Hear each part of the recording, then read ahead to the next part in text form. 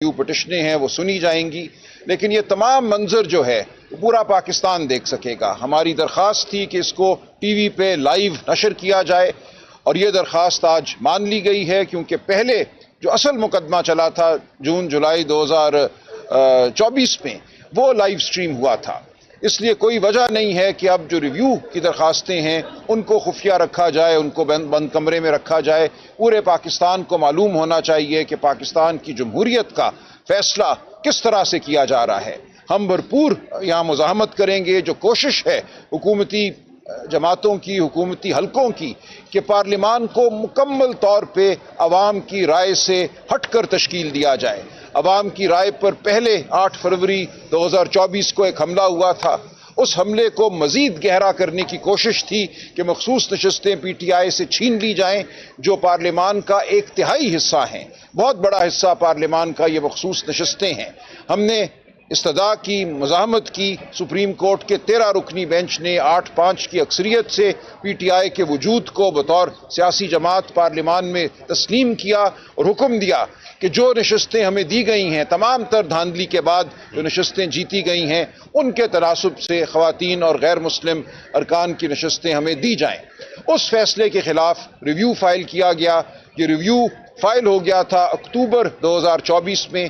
اس کی سنوائی جو ہے مئی تک مؤخر کی گئی، مئی 2025 تک۔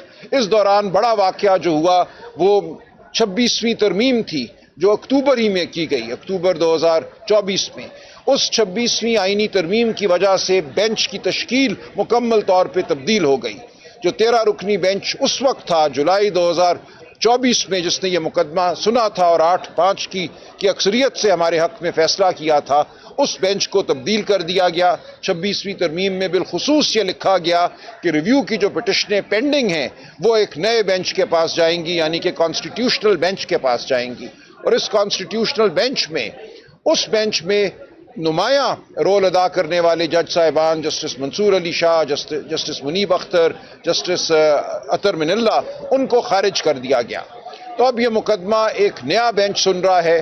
اس 13 رکنی بینچ میں سے بھی 2 معزز ارکان نے، جج صاحبان نے، جسٹس عائشہ ملک اور جسٹس عقیل عباسی نے اپنا فیصلہ دے دیا ہے۔ ان کو بینچ کی کارروائی میں مزید نہیں بٹھایا جا رہا، یا وہ نہیں بیٹھ رہے۔ اب 11 رکنی بینچ ہے جو اس مقدمے کی سماعت کر رہا ہے۔ تو پیر والے دن سے ہم بحث کریں گے۔ ہماری یہ استدعا کہ اس تمام معاملے کو مؤخر کیا جائے جب تک 26ویں آئینی ترمیم کے خلاف جو ہماری درخواستیں ہیں ان کا فیصلہ نہیں ہو جاتا، اس درخواست کو نہیں مانا گیا۔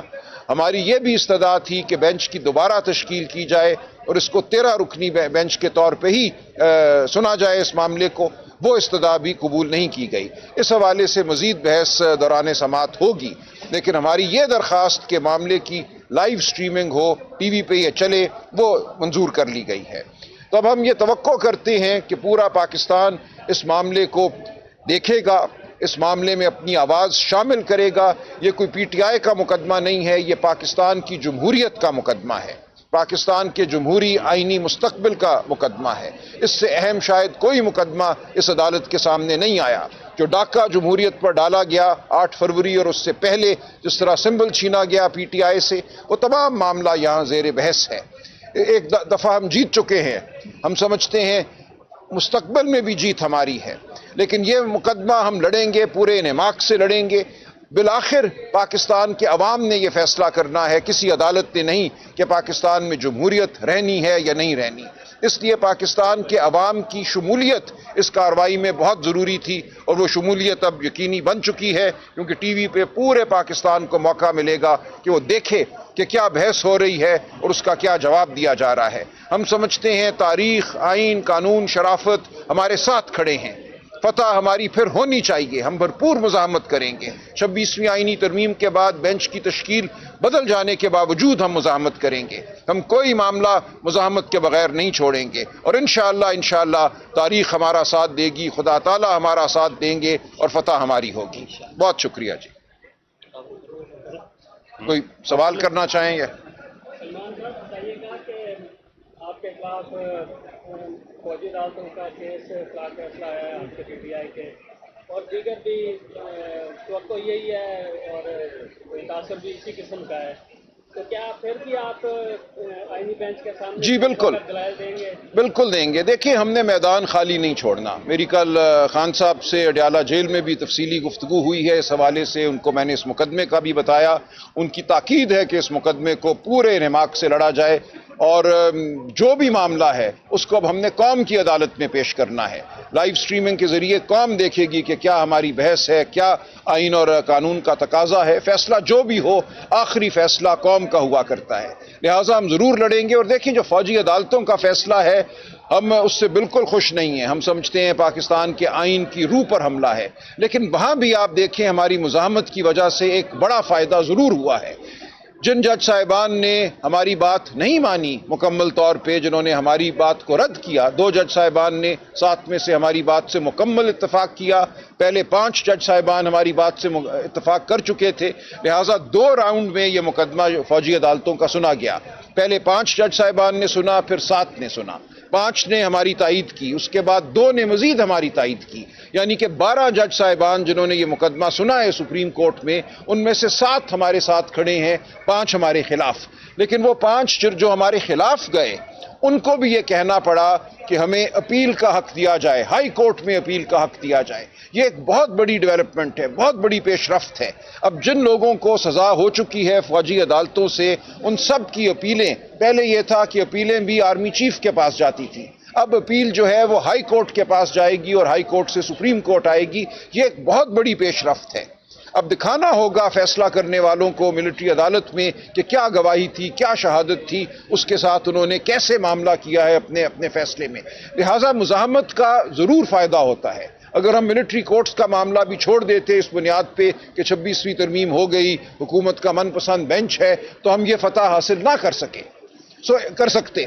لہٰذا اس فیصلے میں بھی ایک بہت بڑی پیش رفت ہوئی ہے اور ہمیں امید ہے, ہم سمجھتے ہیں کہ ہمارے دلائل, ہمارے جو آئین اور قانون کے تقاضے ہیں وہ اتنے واضح ہیں کہ ہمیں یہاں بھی انشاءاللہ جمہوریت کو آگے بڑھانے میں موقع ملے گا.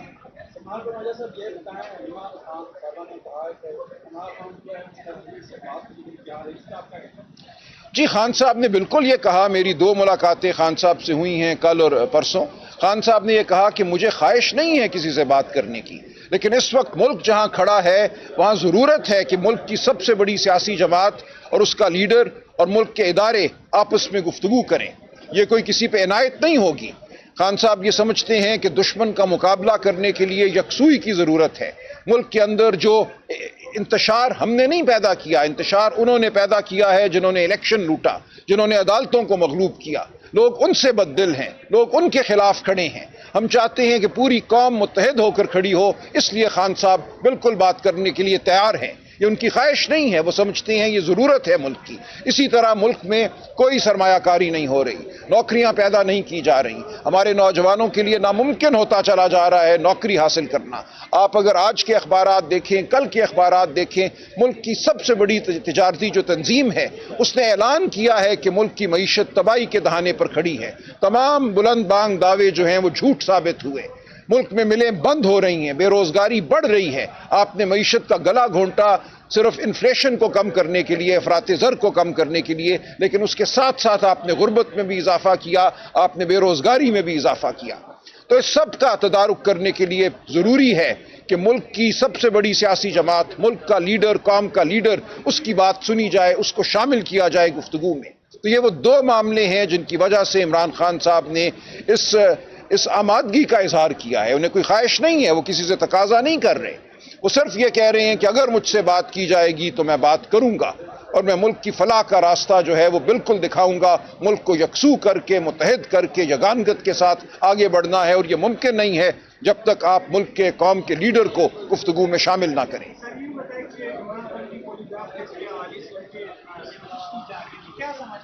یہ بالکل غیر آئینی ہے. کل اڈیالہ جیل میں نے اور سلمان صفدر صاحب نے ایک خان صاحب کی طرف سے جو بیان ہے وہ تحریر کرنے میں مدد فراہم کی. اس میں ہم نے یہی کہا ہے کہ آئین کا آرٹیکل 13 اور آرٹیکل 14 احترام آدمیت کی گارنٹی دیتے ہیں، ضمانت دیتے ہیں. آپ کسی کے جسم پر کوئی آلہ نصب کریں اس کی مرضی کے خلاف تو یہ احترام آدمیت کے خلاف ہے. ہم اس کی بھرپور مزاحمت کریں گے. ہمیں اس نظام پر کوئی اعتبار نہیں ہے. کون کیا آلہ نصب کرے گا اور اس سے کیا نتیجہ اخذ کرے گا، کیا رپورٹ دے گا، ہم بالکل اعتبار نہیں رکھتے اس نظام پر. لہٰذا ہم اس کی مزاحمت کریں گے. خان صاحب کا، ہر انسان کا یہ بنیادی حق ہے کہ وہ اپنے جسم کی حفاظت کر سکے. کسی کے جسم کو آپ ہاتھ نہیں لگا سکتے اس کی مرضی کے بغیر.